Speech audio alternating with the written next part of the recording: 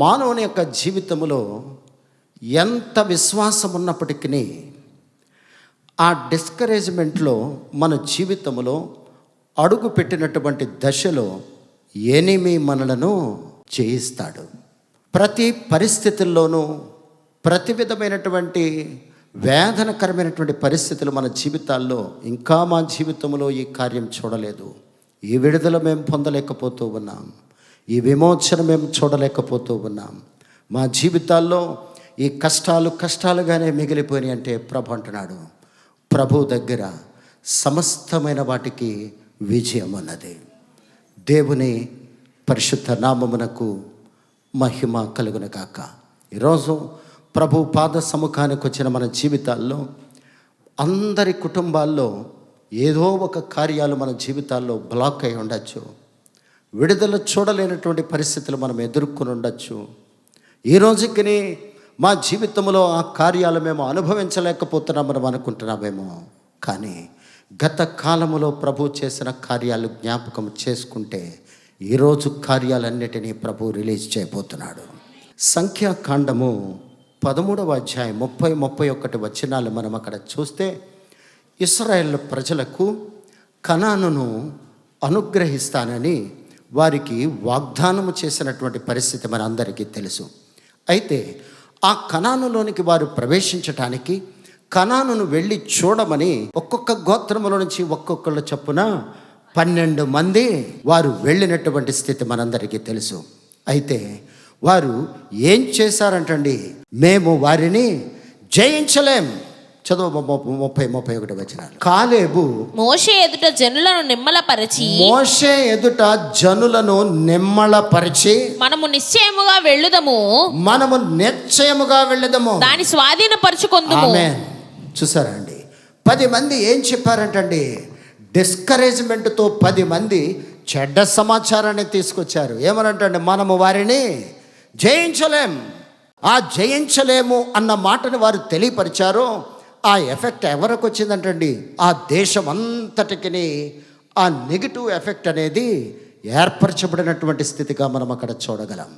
ప్రియ క్రైస్తవ బిడ్డారా, అటువంటి సందర్భంలో కాలేబు యెహోషువలు ఏమంటున్నారండి, మేము వాటిని జయించగలం.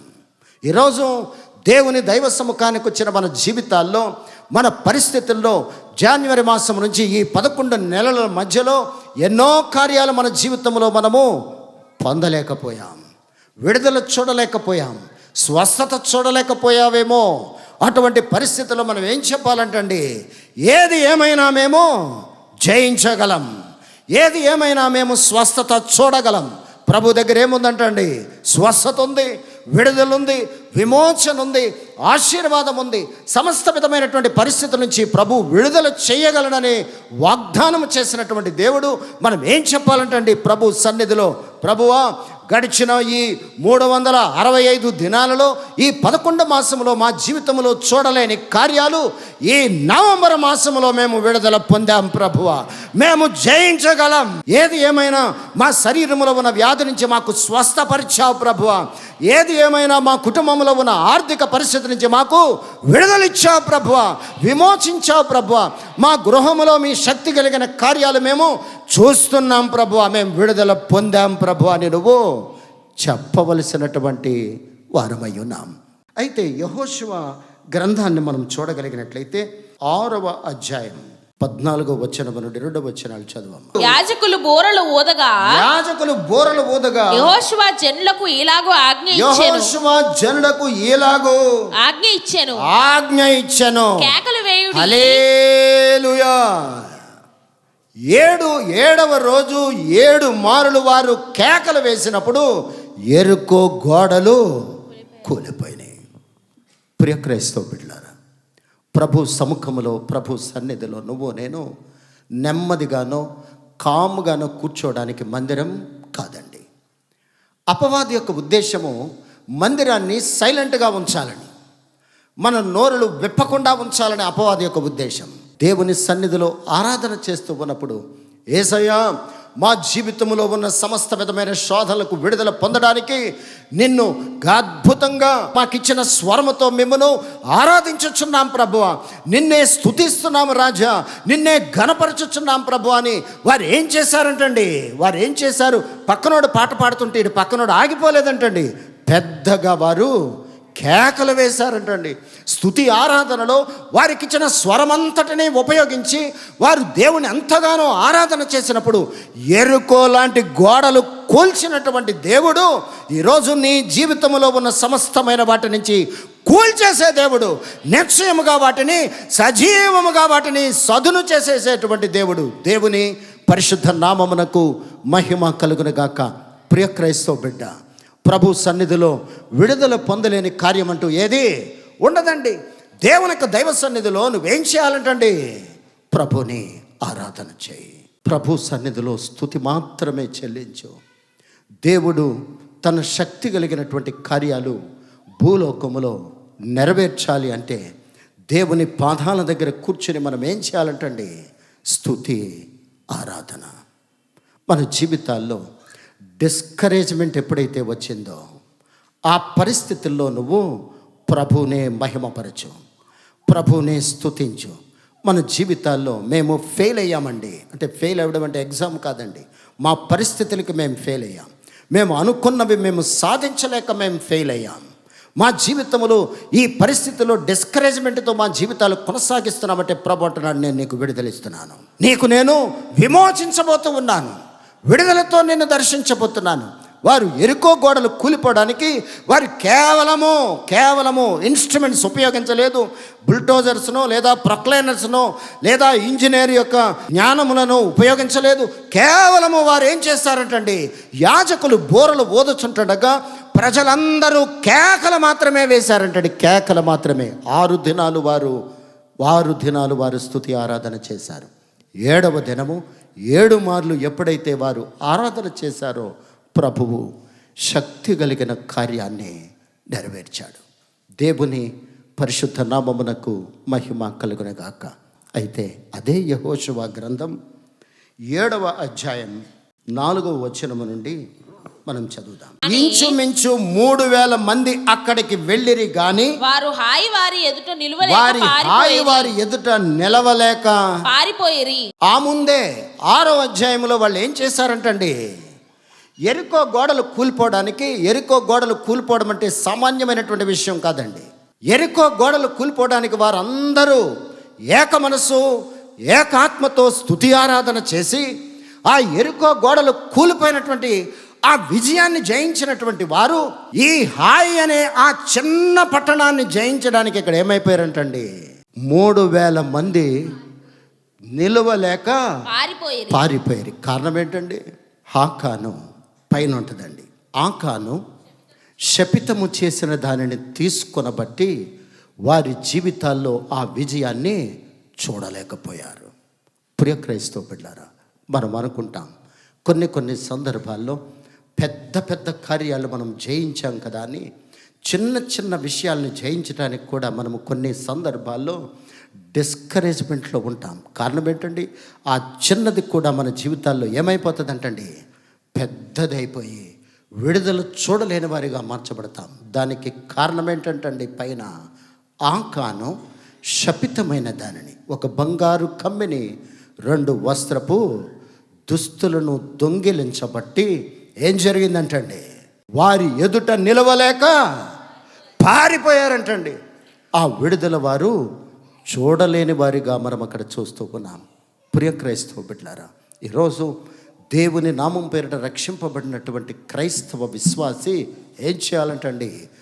ప్రతి దానిలో నువ్వు నేను నమ్మకమైన వాడిగా కొనసాగవలసిన వారమై ఉన్నాం. నమ్మకస్తుడుగా ఉన్నంత కాలము అది చిన్నదైనా పెద్దదైనా ప్రభు తన కార్యాన్ని మన పక్షాన నెరవేర్చే దేవుడు. ఏదైనా ట్రాన్స్పోర్టేషన్ చేయాలి అంటే చూడండి, పురాతన కాలంలో పెద్ద దూలాలు వాటిని ట్రక్స్ మీద పెట్టి, వ్యాగన్స్ మీదో ట్రక్స్ మీదో పెట్టి వాటిని మూవ్ చేయడానికి వారు గుర్రాలను వాడేవారంటండి. కొన్ని సందర్భాలలో అనేకమైనటువంటి వ్యాగన్స్ పెట్టి ఆ వ్యాగన్స్ నిండా దూలాలు, సమస్తమైనటువంటి దూలాలన్నీ పేర్చేసి ఆ ఎదుట అనేకమైనటువంటి గుర్రాలను కూడా ఒక గ్రూపుగా గుర్రాలన్నిటినీ తగిలించి వీటన్నిటినీ కూడా వాటిని మూచేసేవారంట. ఎలా మూచేసేవారు అంటే వారు ఒకసారి, రెండవసారి, మూడవసారి ఎప్పుడైతే ఆ త్రాడు వారు లాగి పుల్ చేశారో ఇన్స్టెంట్గా వాటిలో ఉన్నటువంటి బలమంతటినే ఉపయోగించి ముందుకు తీసుకుని పోయావంటండి. ప్రియ క్రైస్తవ బిడ్డారా, కొన్ని సందర్భాల్లో అవి అసలు కదిలేవి కాదంటండి. ఎప్పుడైతే కదలడం ప్రారంభించలేదో వీరు ఈ వ్యాగన్స్ మీద వేసిన, ట్రక్స్ మీద వేసినటువంటి ఈ లోడు ఏమనుకున్నారంటండి, ఓవర్లోడ్ అనుకుని ఒక 2 దూలాలను తీశారంటండి. 2 దూలాలను తీసిన అవి ముందుకి సాగట్లేదంటండి. ఇంకా ఓవర్లోడ్ అయిపోయిందని మరికొన్ని దూలాలు తీసేశారంటండి. అయినా అవి ముందుకు సాగట్లేదంటండి. Of load తీసేశారంటండి. అయినా అవి ముందుకు లాగట్లేదంటండి. చాలా లోడ్ అంతటిని తగ్గించి మినిమం చేశారంటండి. అయినప్పటికీ అవి ముందుకు సాగట్లేదంటండి. కారణం ఏంటో తెలుసా అండి? అవి డిస్కరేజ్మెంట్లో ఉన్నాయంటండి. ముందేసిన లోడు చూసి వీడు లోడు తీస్తున్నాడో, ఆఫ్ తీస్తున్నాడో, పావు తీస్తున్నాడో, అసలు లోడు తీసేసినా కానీ అవి ఆ డిస్కరేజ్మెంట్తో మనము ముందుకు సాగలేమో, మనం ముందుకు వెళ్ళలేమో. ప్రియ క్రైస్తవ బిడ్డ, ఈరోజు క్రైస్తవుడు ప్రార్థన చేసినప్పుడు సమాధానము రానప్పుడు డిస్కరేజ్మెంట్తో ఏం చేస్తున్నాడంటండి, ఇంకా ముందుకు వెళ్ళలేమో, ఇంకా నా పని అయిపోయింది, ఈ వ్యాధి వచ్చింది కనుక తప్పగా ఒక దినాన్ని నేను బరేల్ గ్రౌండ్కి వెళ్ళిపోతాను, ఈ ఆర్థిక పరిస్థితి వచ్చింది కనుక నా జీవితంలో ఏ మంచి కార్యము నేను చేయలేను. ప్రార్థన చేస్తూ ఉన్నాం, ప్రారంభంలోనే నీకు డిస్కరేజ్మెంట్ వచ్చింది కనుక ఆ గుర్రాలకు ఏమొచ్చిందంటండి, అయ్యే బాబా ఎంత లోడ్ వేసాం కనుక మనం లాగలేమనుకున్నాయండి. ఈ లోడ్ తీస్తున్నా అవి ముందుకెళ్ళట్లేదు. మొత్తం లోడ్ తీసేసినా ముందుకు సాగడానికి అట్లేదు. ఎందుచేత ప్రారంభంలోనే వాటిలో ఏం పడిపోయిందంటండి, మేము ముందుకు సాగలేము. క్రైస్తవుడు ఈరోజు ఈ దినము ప్రార్థన చేసి 1 నెల ప్రార్థన చేసి 2 నెల, 6 నెలలు, 1 సంవత్సరం ప్రార్థన చేసిన తర్వాత మనం ఏమనుకుంటున్నామంటండి, మా జీవితంలో ఈ కార్యం మేము చూడలేము, పొందలేము కనుక అక్కడతో ఈ ప్రార్థన ఆపేద్దాం. ప్రియ క్రైస్తవ బిడ్డ, ప్రభు అంటున్నాడు, విజయం ఇచ్చేవాడిని నేను, విసుకక నిత్యము నువ్వు ప్రార్థన చేయి.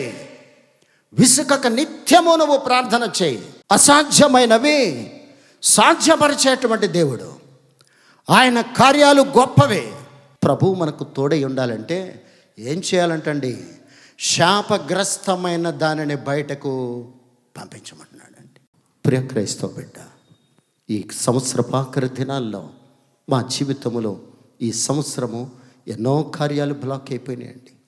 అనుకున్నవేమీ మా జీవితంలో నెరవేర్పు జరగట్లేదని నువ్వు చెప్పడానికి వీల్లేదు.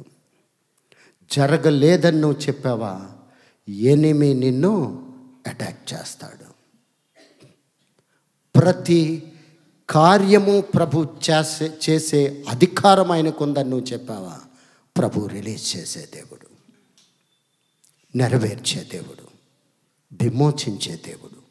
కొన్ని సందర్భాల్లో మనంతట మనముగా ఈ కార్యం మా జీవితంలో చూడలేమని డిస్కరేజ్ అయిపోయి ఏం చేస్తామండి, ఒక గూడు కట్టుకుని ఆ గూటిలో మనంతట మనముగా డిప్రెషన్లోకి వెళ్ళిపోయి కూర్చొని పోతూ ఉంటాం. క్రైస్తవ బిడ్డకు ఏమిచ్చాడంటండి, నేను పిరికితనము గల ఆత్మనివ్వలేదు కానీ ఇంద్రియ నిగ్రహము కలిగినటువంటి ఆత్మను ప్రభు మనకిచ్చాడు.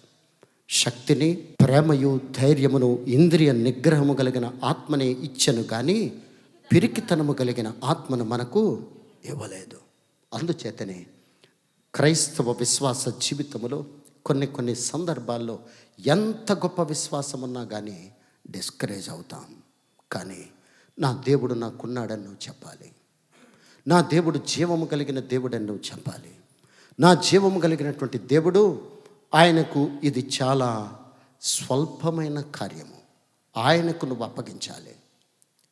నువ్వు డీల్ చేయటానికి నీకు నాకు శక్తి చాలకపోవచ్చు.